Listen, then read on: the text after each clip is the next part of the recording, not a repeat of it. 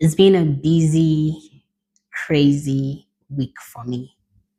I felt really down this week, but as usual, I am like the sunny side of method of making eggs. What does that mean? I'm quite optimistic, and I'm quite just happy-go-lucky and fairy tale like in my imaginations of how I think my life is going to turn out.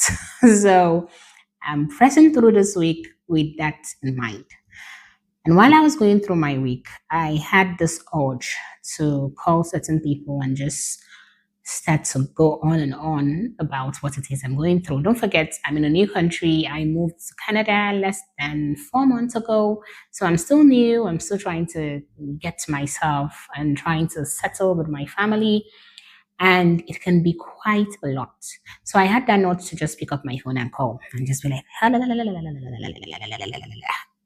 and just go on and on and on and on about what's going on in my life. And I was like, you know what?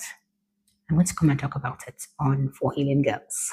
This is something I struggle with, and I know you struggle with as well. And what is that? Oversharing. Oversharing. I can be quite a vulnerable person. Not that I can be quite. I am actually a vulnerable person. I'm quite vulnerable and sensitive.